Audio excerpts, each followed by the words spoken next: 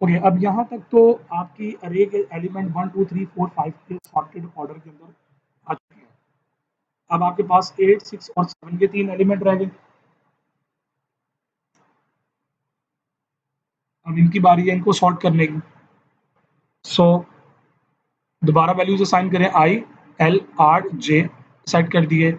A of J less than A of R, check करें जरा, condition true है। 8 less than 7 है, no, false है। जे इंक्रीमेंट होगा, सो जे इंक्रीमेंट हो गया। Again testing, a of J less than A of r, 6 less than 7, true है। अब चूंकि कंडीशन हमारी ट्रू है तो क्या होना है, ट्रू के केसेस में आई इंक्रीमेंट होगा, सो आई प्लस हुआ। उसके बाद आई और जे की वैल्यूज ने स्वैप करना है, 6 और 8 स्वैप हो चुके हैं। उसके बाद जे इंक्रीमेंट होगा। अब जे चूंकि आर तक पहुंच चुका है, सो आर इक्वल टू जे, दोनों इक्वल हो गए। अब चूंकि दोनों जब इक्वल हो गए तो आई प्लस 1 लोकेशन पे पिवट को सेट करो, वो क्या आएगी, यानी कि 6 और 8 के बिटवीन 7 ने आना। अब 7 अपनी राइट लोकेशन पे पहुंच चुका है। अब देखें 7 से लेस एलिमेंट लेफ्ट पे है, 7 से राइट एलिमेंट जो है वो लार्जर है।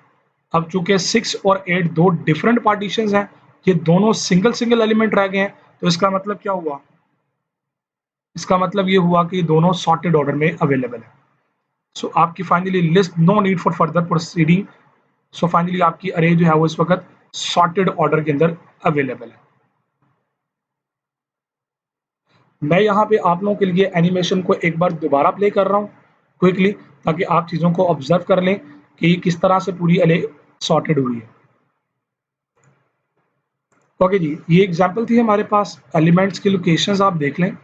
सो हमने पहले अरे थी, उसके बाद पिवट सेट किया 4, उसके बाद आई जे एल आर सेट किए, कंपैरिजन शुरू किया। तो पहले फेज में हमारा जो है वो आई शिफ्ट हुआ एंड सो ऑन, स्वैपिंग होती जा रही है। मैं एक बार स्लोली इसको प्ले करता हूँ ताकि ज़रा चीज़ें क्लियर हो जाए। सो पहले स्टेप पे आपने 7 लेस देन 4, कंडीशन फॉल्स थी, जे इंक्रीमेंट हुआ। ओके, फिर दोबारा टेस्ट किया 2 लेस देन 4, कंडीशन ट्रू है। ट्रू होने में आई इंक्रीमेंट हुआ, स्वैपिंग हुई आई और जे की, जे इंक्रीमेंट हुआ। ओके, नेक्स्ट पेज पे 1 लेस देन 4, कंडीशन ट्रू है, आई इंक्रीमेंट हुआ, आई और जे की वैल्यू स्वैप हुई, जे इंक्रीमेंट हुआ। उसके बाद next page 8 less than 4, condition false है, जे इंक्रीमेंट होगा। फिर उसके बाद 6 लेस देन 4, कंडीशन फॉल्स है, जे इंक्रीमेंट होगा। उसके बाद दोबारा 3 लेस देन 4, कंडीशन ट्रू है, आई इंक्रीमेंट हुआ, आई और जे की वैल्यू स्वैप हुई, जे इंक्रीमेंट हुआ। ओके, उसके बाद दोबारा 5 लेस देन 4, कंडीशन फॉल्स है, जे इंक्रीमेंट हुआ। ओके, आर और जे इक्वल हो गए तो पिवट सेट होगा आई प्लस 1 लोकेशन पे। ओके, पिवट सेट हो चुका है 4 अपनी जगह पे, 2 हाफ्स बन चुके हैं। अब इन पार्टीशन 2 को हमने वन बाय वन डील करना है। पहले पार्टीशन 1 को सेट किया, पिवट इसमें 3 लिया, L I J are set किए। पहले केस में 2 लेस देन 3, कंडीशन ट्रू है, आई इंक्रीमेंट हुआ, आई और जे की वैल्यू स्वैप हुई, जे इंक्रीमेंट हुआ। उसके बाद दोबारा 1 लेस देन 3, कंडीशन ट्रू है, आई इंक्रीमेंट हुआ, आई और जे स्वैप हुए, जे इंक्रीमेंट हुआ, आर जे इक्वल हो चुके हैं, पिवट अपने लोकेशन पे आ चुका है। सिमिलरली 2 1 रह गए, इनको दोबारा हमने एल आर असाइन किए, L I R J are अपने वेरिएबल लिए। 2 लेस देन 1, कंडीशन फॉल्स है, जे इंक्रीमेंट हुआ, आर जे इक्वल हो चुके हैं, पिवट को आई प्लस 1 लोकेशन पे सेट किया। सो 1 सेट हुआ, 2 भी ऑटोमेटिकली सिंगल एलिमेंट रहने की वजह से सेट हो चुका है। फाइनली अब इस पार्टीशन के एलिमेंट की बात आती है। So I L R J set कर दिए। So 8 less than 5, condition false है, जे इंक्रीमेंट हुआ। ओके, उसके बाद 6 लेस देन 5, कंडीशन फॉल्स है, जे इंक्रीमेंट हुआ। 7 लेस देन 5, कंडीशन फॉल्स है, जे इंक्रीमेंट हुआ। सो पिवट की लोकेशन कहाँ पे आएगी, यहाँ पे।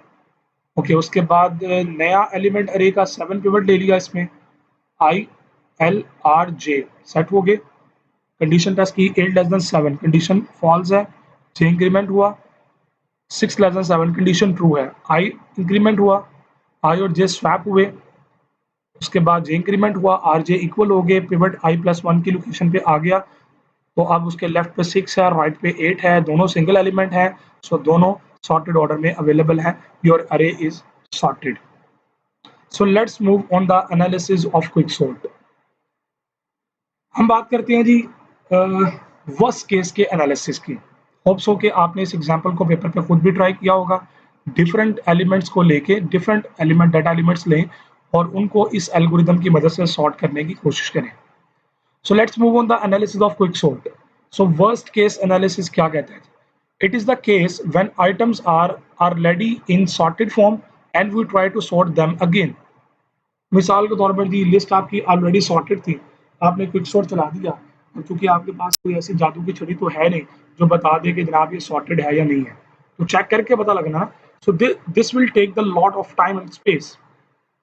मतलब एनिमेशन को कम से कम प्ले करने में 8 से 10 मिनट लगे हैं, तो सोचें कंप्यूटर वर्किंग में अगर 10,000 एलिमेंट होते तो time definitely your time is your money. So equation की अगर हम बात करें तो ये इसके एनालिसिस की बात करते हैं। हम वर्स्ट केस निकालते हैं। इसका मतलब पता क्या है कि अगर हम वर्स्ट केस निकाल लेते हैं तो अगर वर्स्ट हमारा रिजल्ट आता है तो हम एवरेज और बेस्ट केस को क्लेम कर सकते हैं कि वो इससे लेस होंगे। सो इक्वेशन की बात करें तो इक्वेशन क्या होगी? पहला स्टेप टी ऑफ वन क्या है? इक्वेशन क्या है? T of N is equal to T of one plus T of N minus one plus n. अब इसमें टी ऑफ वन क्या लिया हमने? ये है जो टाइम टेकन लेगा पिवट वैल्यू को सेलेक्ट करने में। T of N minus one equation का मकसद क्या था? Is time taken by remaining element except for pivot element. Pivot के अलावा बाकी एलिमेंट को चेक करने का जो टाइम है। उसके बाद एन जो हमने लिया वो नंबर ऑफ कंपैरिजंस है required to identify the exact position of itself. यानी कि पिवट को उसकी लोकेशन पे लेके आने के लिए एन टाइम्स रिक्वायर्ड होंगे। सो आपकी जो इक्वेशन है वो बनती है T of N minus one plus T of one plus n. Okay, इसको रीअरेंज कर लें ना भी करें एक ही बात। So if we compare first element pivot with other then there will be the 5 comparison.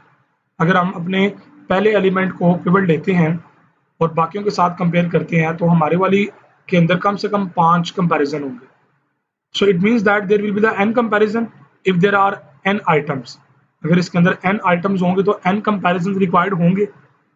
अब चूंकि n कंपैरिजन रिक्वायर्ड है तो इसलिए हमने वहां पे उसको n सेट कर दिया। स्टॉपिंग कंडीशन की बात करें तो 1 के लिए अगर एक ही एलिमेंट है तो वो ऑलरेडी सॉर्टेड होता है। So no need for comparison and no need for arranging. वही पिवट होगा, वही आई होगा, वही एल, वही आर, वही जे, सब कुछ वही है, तो इसकी कॉस्ट हो जाएगी 0। Now you know how to solve this reference relation. मैं ऑब्जर्व कर रहा हूं कि आपको पता है ये कैसे निकालना। सो एग्जिट पॉइंट आपको मिल चुका है। अगर मैं आपके साथ आपकी हेल्प करता हूँ, इसको सॉल्व करने की कोशिश करते हैं। सो पहले इक्वेशन लिख लेते हैं जी। T of N is equal to T of N minus one plus T of one, मैं यहाँ पे इसको अरेंज कर रहा हूँ, प्लस एन। ठीक है जी, अब यहाँ पे आपके पास ये इक्वेशन आ चुकी है।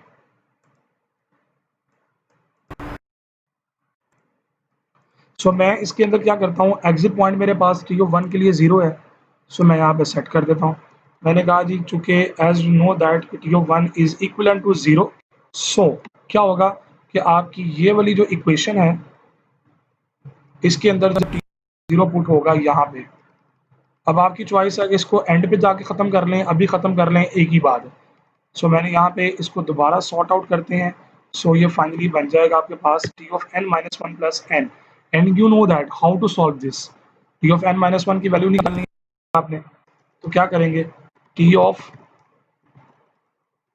N equal to T of N minus one plus N. इसकी जगह पे जहाँ जहाँ पे एन है वहाँ वहाँ पे एन माइनस वन पुट कर देंगे। सो ये आ गया आपके पास T of N minus one is equal to T of N minus one plus N minus one.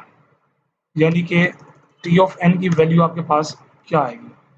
N minus one is equal to T of N minus two plus N minus one. So इस value को हम इस equation में put कर सकते हैं। आप equation के नाम दे दें, जिस तरह आपको बेटर लगता है आप यूज कर सकते हैं। सो मैंने क्या किया, इस जगह पे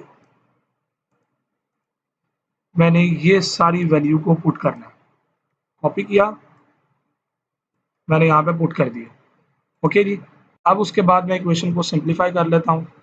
is equal to T of N minus two plus N -1 plus n। Okay जी, तो इसी तरह आपके पास आ जाएगा दोबारा जब आप पुट करेंगे इसके अंदर, सो टी ऑफ n-2 आपने पुट करना है। सो मैं यहाँ से इन तीनों को कॉपी कर लेता हूँ। सो यहाँ पे आपने n-2 पुट करना है, सो ये n-2, इसी तरह यहाँ पे भी आ जाएगा n-2, इधर n-2 हो जाएगा, इधर n-3 हो जाएगा। सो n-2 की वैल्यू आपके पास आ चुकी है। अब इस इक्वेशन के अंदर आपने टी ऑफ n-2 की वैल्यू को पुट करना है, यानी कि यहाँ पे। सो मैं इसको पहले ब्रैकेट में ले लेता हूँ।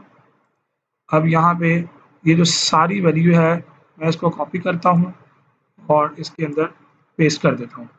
अब इक्वेशन को फर्दर सिंप्लीफाई करते हैं। T of n is equivalent to T of n-3 plus n-2 plus n-1 plus n। मैं इसको शॉर्ट फॉर्म में लेके आऊँ तो अब आपके लिए इसको गेस करना बड़ा आसान हो जाएगा।